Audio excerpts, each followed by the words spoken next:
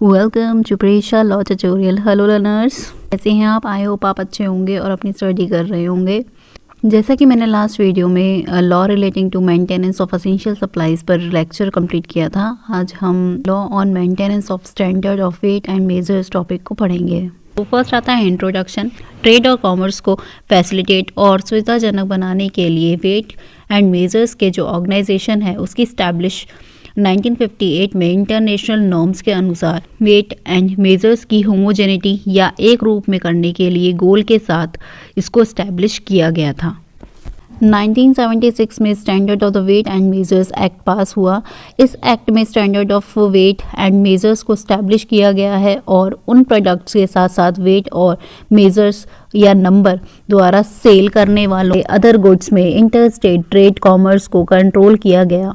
1976 act द्वारा या उसके तहत establish standard of the weight and measures को लागू करने के लिए standard of weight and measures enforcement act 1985 को 1985 एक्ट में पास किया गया। लीगल मेट्रोलॉजी एक लेजिस्लेटिव डिपार्टमेंट है, डिपार्टमेंट ऑफ कंज्यूमर अफेयर्स का, जो मेजरमेंट और मेजरिंग डिवाइसेस से related rules, regulations, requirement and process के इम्प्लीमेंटेशन को करता है। Legal metrology department of government India के department of consumer affair, food and public distribution का पार्ट है। यह इंडिया में वेट एंड मेजर्स टूल के ट्रेड और इंपोर्ट करने को कंट्रोल करता है। 2009 जो एक्ट है वो standard of weight and measures act 1976 और स्टैंडर्ड ऑफ वेट मेजर्स 1985 के बाद आया है। Legal metrology 2009। Science and technology के तेज़ी से डेवलपमेंट के साथ साथ इकोनॉमिक्स के ग्लोबलाइजेशन के बाद वेट एंड मेजर्स का जो दायरा है वो बढ़ गया था। Standard of weight and measures को एस्टैब्लिश करने, वेट और मेजर्स में ट्रेड एंड कॉमर्स को कंट्रोल करने और वेट एंड मेजर्स का नंबर द्वारा सेल या डिस्ट्रीब्यूशन किए जाने वाले अदर गुड्स या उससे रिलेटेड मैटर्स के लिए लीगल मेट्रोलॉजी 2009 को पास किया गया था, जो कि 4 अप्रैल 2011 में पास हुआ। देन नेक्स्ट आता है silent feature of the standard of the weight and measures act 1976। इसके साइलेंट फीचर्स क्या हैं standard of weight and measures act के? तो पहला है ये एस्टैब्लिश करता है weight and measure based on SI units. SI unit जैसे किलोग्राम का केजी होता है एसआई यूनिट और मीटर का एम होता है, तो इसी तरीके से जो एसआई यूनिट्स हैं उसके बेस पे ही वेट और मेजर्स को एस्टैब्लिश किया गया था।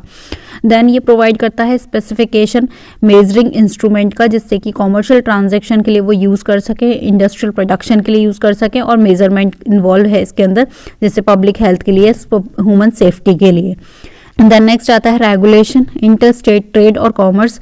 जो उसका वेट है, मेजर्स है, कमोडिटी अगर कोई बेची जा रही है, डिस्ट्रीब्यूट की जा रही है, सप्लाई की जा रही है, तो वो वेट और मेजर्स के जरिए करी जाए। फिर आता है regulation of pre packed commodities. इसके अंदर रेगुलेशन बनाया गया प्री पैक्ड कमोडिटीज़ का, जो कि सेल करना होता है या सेल करने के पर्पस से बनाया होता है इंटर स्टेट और कॉमर्स में। इस लेजिस्लेशन के कमेंसमेंट के बाद जो अप्रूवल है मैन्युफैक्चरर से पहले, वो वेट को लेकर, मेजरिंग को लेकर प्रोडक्ट की, तो वो मैन्युफैक्चरर से पहले, तो जिससे कि वो वेट और जिससे कि वो model of weight and measuring instrument का यूज़ करते थे। देन कंट्रोल एंड रेगुलेशन बनाया गया एक्सपोर्ट इंपोर्ट के लिए, जिसमें वेट और मेजर्स और कमोडिटी जो पैक फॉर्म में थे उनके लिए रेगुलेशंस बनाए गए।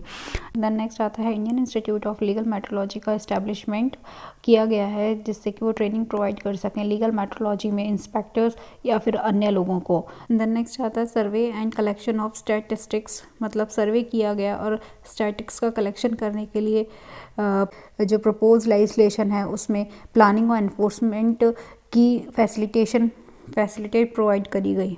देन नेक्स्ट आता है फ्रॉडुलेंट प्रैक्टिसेस को रोकने के लिए उनके दौरान जो भी वेट एंड मेजरिंग इंस्ट्रूमेंट है उनका इंस्पेक्शन किया गया। देन नेक्स्ट आता है कि पावर ऑफ इंस्पेक्टर, जिससे कि वो सर्च कर सके, जब्त कर सकते हैं, मतलब साइजर कर सके, फोरफीस कर सकता है non standard weight and measures को।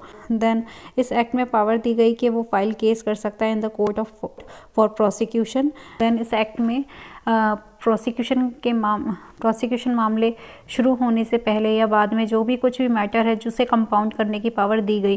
देन अपील प्रोविज़न आया इसमें। देन प्रिस्क्राइब्ड फ़ी रखी गई वेरियस सर्विस रेंडर्स के लिए। इस एक्ट के अंतर्गत रूल्स बनाने की पावर भी दी गई। तो ये सारे साइलेंट फीचर्स थे standard of weight and measures act के।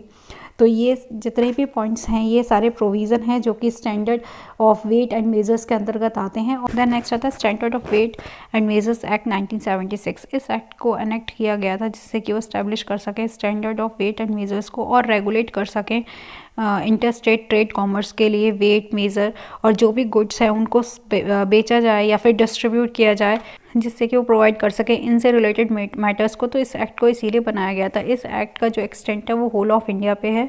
नेक्स्ट आता है इस एक्ट में डेफिनेशंस है। तो पहली डेफिनेशन आती है कैलिब्रेशन की। कैलिब्रेशन का मतलब होता है जितने भी ऑपरेशंस होते हैं उनके लिए ज़रूरी है कि वो जब भी कोई वेट या मेजर में एरर आता है उनकी वैल्यू को लेकर जो भी एरर आता है उसको डिटरमाइन किया जाए। उसी वजह से कैलिब्रेशन जो है वो उसे यूज़ किया जाता है।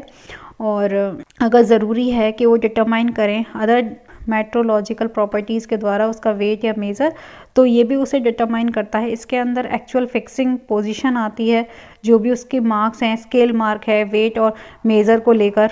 और इसके अंदर कुछ केसेस हैं जिसमें प्रिंसिपल मार्क्स से ही रिलेटेड या फिर कोई भी कॉरस्पेंडिंग वैल्यू ऑफ क्वांटिटी है उसको मेज़र किया जाता है। तो मतलब देन अगर हम बात करें कैलिब्रेशन की तो ये इसीलिए बनाया गया है जिससे कि ये परमिट कर सकता है कि वेट और मेज़र को कैसे स्टैंडर्ड की तरह यूज़ किया जाएगा। कैलिब्रेशन यही काम करता है। तो कैलिब्रेशन जो वर्ड है उसको अगर हम शॉर्ट में कहें तो वेट और मेज़र्स को मेज़र करने के लिए कि उसमें कुछ एरर तो नहीं है उसके लिए ये टर्म को यूज़ किया गया है।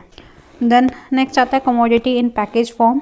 तो कमोडिटी एंड पैकेज फॉर्म इसका मतलब होता है कोई भी कमोडिटी जो पैकेज है, चाहे वो बोतल में हो, चाहे टिन में, चाहे रैपर में या अदरवाइज़ कोई भी यूनिट सुटेबल है उसके सेल के लिए, चाहे वो होल सेल के लिए हो चाहे वो रिटेल के लिए हो। देन नेक्स्ट आता है वेगिंग और मेजरिंग इंस्ट्रूमेंट। वेगिंग और मेजरिंग इंस्ट्रूमेंट मतलब होता है कोई भी ऑब्जेक्ट, इंस्ट्रूमेंट या कोई भी अपैरेटस या फिर कोई भी डिवाइस या कोई भी ऐसा कॉम्बिनेशन जिसे यूज़ किया गया है एडिशनली जिससे कि वो मेज़र कर सकता है या फिर वेट ले सकता है किसी भी अप्लायंसेस का, किसी भी एक्सेसरीज़ का या किसी भी पार्ट एसोसिएट जो भी किसी भी ऑब्जेक्ट के साथ है, इंस्ट्रूमेंट के साथ है, अपरेटस के साथ है या डिवाइस के साथ है। तो अगर हम इसमें शॉर्ट में कहें कोई भी ऐसी मशीन या कोई भी इंस्ट्रूमेंट जिससे कि हम किसी भी सामान का वेट को नाप सकते हैं। देन नेक्स्ट आता है weight and measure. Weight and measure को स्पेसिफाइड किया गया इस एक्ट के अंदर। इसके अंदर इंक्लूड है, इस एक्ट के अंदर इंक्लूड है कि वेट एंड मेज़र मतलब वेनिंग या फिर मेजरिंग इंस्ट्रूमेंट के द्वारा जो भी वेट या मेज़र लिया जाता है उसको हम वेट मेज़र कहते हैं। देन नेक्स्ट आता है डीलर। अगर हम इस रिलेशन में बात करें वेट और मेज़र्स को लेकर तो इसका मतलब होता है वो पर्सन या वो कोई फर्म या फिर कोई भी हिंदू अनडिवाइडेड फैमिली जो कि डायरेक्टली बिजनेस करती है, बाइंग, सेलिंग, सप्लाइंग, डिस्ट्रीब्यूटिंग, इस तरीके से किसी भी तरीके से कोई बिजनेस करती है तो उसका जो वेट या मेज़र लिया जाता है, चाहे वो उसके बदले उसका वो कैश डिफर्ड पेमेंट ले रहा हो, चाहे वो कमीशन में वो बिजनेस कर रहा हो, चाहे वो रेम्युनरेशन ले रहा हो, चाहे कोई भी अदर वैल्यूएबल कंसिडरेशन हो सकता है। इसके अंदर इंक्लूड होते हैं, एक तो होता है कमीशन एजेंट जो कि वर्क करता है उस बिज़नेस में on the behalf of any principal के अंडर वो काम करता है उसके बिहाफ पे, तो उसको कमीशन एजेंट कहता है। एंड इम्पोर्टर जो कोई सेल करता है, सप्लाई करता है, डिस्ट्रीब्यूट करता है या अदरवाइज़ कोई भी डिलीवर करता है किसी भी गुड्स को किसी भी वेट पे या फिर मेज़र पे किसी यूज़र को, मैन्युफैक्चरर को, रिपेयर को, कंज्यूमर को या किसी भी पर्सन को। बट वो जो इम्पोर्टर है वो इंक्लूड नहीं किया जाएगा मैन्युफैक्चर की डेफिनेशन में, मतलब उसको मैन्युफैक्चरर नहीं बोला जाएगा जो कि सेल कर रहा है, सप्लाई कर रहा है, डिस्ट्रीब्यूट कर रहा है, डिलीवर कर रहा है वेट और मेज़र्स किसी भी गुड्स को, किसी भी वेट और मेज़र्स पे किसी भी पर्सन को या किसी कैटेगरी ऑफ पर्सन को, तो वो इस क्लॉज में जो डीलर है उसके अंतर्गत वो नहीं माना जाएगा। बट एक्सप्लेनेशन में ये कहा है कि डाउट्स को रिमूव करने के लिए ये डिक्लेयर किया गया है कि जो मैन्युफैक्चर है वो सप्लाई भी कर सकता है, डिस्ट्रीब्यूट भी कर सकता है, डिलीवर भी कर सकता है किसी भी प्रोडक्ट को किसी भी वेट और मेज़र पे किसी भी पर्सन को अदर देन अ डीलर, मतलब वो डीलर से अलग होगा। ठीक है, मतलब वो इम्पोर्टर नहीं कहा जाएगा, वो मैन्युफैक्चरर ही कहा जाएगा, तो उसे डीलर ही माना जाएगा। मतलब इसमें ये कहा है कि जो हम डीलर की डेफिनेशन जो पढ़ रहे हैं तो जो इम्पोर्टर है वो मैन्युफैक्चरर नहीं है। ठीक है, तो इसलिए इम्पोर्टर को क्लॉज 2 में डाल दिया और एक्सप्लेनेशन में मैन्युफैक्चरर को अलग से एक्सप्लेन कर दिया है। इस एक्ट के 2 ऑब्जेक्टिव हैं। पहला है इस्टेब्लिश करना standard of weights and measures को। दूसरा आता है कि ये रेगुलेट करता है इंटर स्टेट ट्रेड कॉमर्स में वेट, मेजर्स और अदर प्रोडक्ट को जो कि सोल्ड या डिस्ट्रीब्यूट किया जाता है किसी वेट पे या मेज़र पे या नंबर के द्वारा, तो उसको ये रेगुलेट करता है इंटर स्टेट ट्रेड में। पीनल प्रोविज़न, तो पीनल प्रोविज़न में फ़ाइन जो है वो 500 से 1000 तक का होता है और जो इम्प्रिजनमेंट है वो 7 ईयर्स तक अप टू 7 ईयर्स होता है। इसके अंदर जब होता है ये पीनल प्रोविज़न जब अप्लाई होता है जबकि वायलेशन होता है non standard units in non matric system में। वेट और मेजर्स को लेकर कोई अगर नॉन मैट्रिक सिस्टम यूज़ कर रहा है तो उसमें इस एक्ट के अकॉर्डिंग अगर ये पाया जाता है तो वहाँ उसमें पीनल प्रोविज़न अप्लाई किए जाते हैं। फ़ाइन होता है 500 से 1000 रुपीज़ का। देन जो इम्प्रिजनमेंट है वो अप टू 7 ईयर्स होती है। देन जो अथॉरिटी है इसके अंदर उसको पावर है कि वो इंस्पेक्ट कर सकता है, सर्च कर सकता है, जब्त कर सकता है या फोरफीट कर सकता है गुड्स को जो कि इस ऑफेंस में इन्वॉल्व है।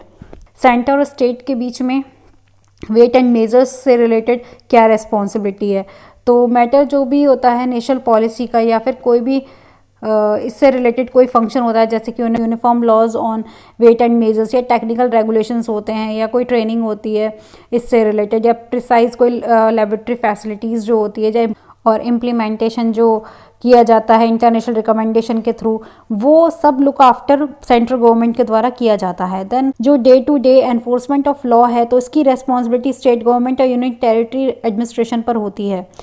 वेट एंड मेजर्स यूनिट जो है वो in the department of the consumer affair के अंतर्गत आती है और सेंट्रल अथॉरिटीज़ के ऊपर डीलिंग करती है इन सब्जेक्ट्स के ऊपर। वेट एंड मेजर्स से रिलेटेड जो भी सब्जेक्ट होते हैं उनसे वो डील करती है और इसको इनसे रिलेटेड जो भी मैटर्स को हैंडल किया जाता है वो सेंट्रल गवर्नमेंट के द्वारा किया जाता है। इसके अलावा जो भी रेस्पॉन्सिबिलिटी होती है स्टेट और सेंटर की वो ये होती है कि वो गाइड कर सकती है, कोऑर्डिनेट कर सकती है, सुपरवाइज कर सकती है एनफोर्समेंट एक्टिविटीज़। जो भी स्टेट एनफोर्समेंट मशीनरी है उसकी जो भी रेस्पॉन्सिबिलिटी वो स्टेट और सेंटर दोनों मिलकर करती है। देन नेक्स्ट आता है जो रूल्स हैं related to standard and weight measures act के अकॉर्डिंग, तो उसके बारे में बताया गया है। इसके अंदर जो मेजरिंग इंस्ट्रूमेंट है उसको यूज़ किया जाता है कॉमर्शियल ट्रांजैक्शन के लिए, इंडस्ट्रियल प्रोडक्शन के लिए और मेजरमेंट के लिए, जिसके अंदर पब्लिक हेल्थ और ह्यूमन सेफ्टी भी दे रखा है। Standard of weights and measure general rules 1987 में दे रखा है। डिपार्टमेंट जो कॉमर्स अफेयर है वो ऑलरेडी जो है वो प्रोसेस जो है अडॉप्ट कर रही है न्यू स्पेसिफिकेशन के लिए रूल्स को लेकर, और इसमें जो रिकमेंडेशन बनाया गया है वो international organisation of legal metrology के अकॉर्डिंग बनाया गया है। उनके अकॉर्डिंग जो रेगुलेट किए जाते हैं न्यू टाइप्स ऑफ वेयरिंग या फिर मेजरिंग इंस्ट्रूमेंट।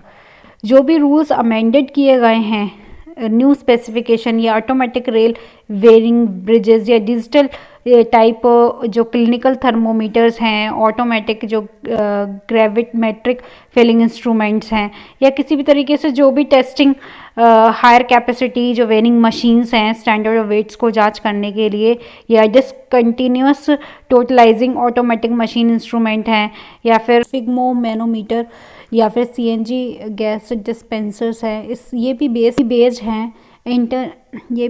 है international organisation legal metrology recommendation पर। देन जो वेट एंड मेजर्स जो रेगुलेशंस हैं इंडिया में जो रेगुलेट करते हैं वो सेल ऑफ कमोडिटी और प्री पैकेज फॉर्म के लिए होते हैं। इसके अंतर्गत इंटर स्टेट जो ट्रेड कॉमर्स किया जाता है वो इन रेगुलेशन के बेस पे किया जाता है। जो standard of weight and measures package commodity rules 1977 है, इसके अंतर्गत जो मैन्युफैक्चर या फिर जो पैकर्स हैं वो मैंडेटरी डिक्लेरेशन करते हैं या उन्हें ज़रूरी है कि वो सर्टेन बेसिक इन्फॉर्मेशन दें पैकेज्ड कमोडिटीज़ में। जो भी हमने जैसे कोई भी प्रोडक्ट देखता है उसके अंदर लिखा रहता है ना उनके जो कमोडिटीज़ उससे रिलेटेड बेसिक इन्फॉर्मेशन, तो ये उसके बारे में बात कर रहा है। तो इसी रूल्स के अकॉर्डिंग जो वो इन्फॉर्मेशन लिखी रहती है प्रोडक्ट्स पे वो इसी बेस पे लिखी जाती है इस रूल्स के अकॉर्डिंग, जिससे कि सेफगार्ड हो सके इंटरेस्ट ऑफ कंज्यूमर का और अवेलेबिलिटी हो सके क्वांटिटी जो भी डिक्लेयर की गई है क्वांटिटी उस प्रोडक्ट के पैकेज की ये रूल्स हैं, ये रिक्वायर करता है इम्पोर्टर्स को भी, जो कि प्रोवाइड करेगी certain basic declaration import packages पे, और जिससे कि जो या फिर सिमिलर जो कि वो इंडिजेनस पैकेजेस पे करता है। जो एंटायर रूल्स हैं वो रिव्यू की जाती हैं, जिससे कि वो पैकेजेस को या फिर जो भी प्रोडक्ट है या जो भी कोई गुड्स है उसको सिंपलर और ट्रांसपेरेंट बनाने के लिए। देन जो आज का हमारा टॉपिक है law on maintenance of standard of weight and measures. So आज का ये टॉपिक हमारा कंप्लीट होता है। देन हम अब नेक्स्ट टॉपिक के साथ मिलते हैं।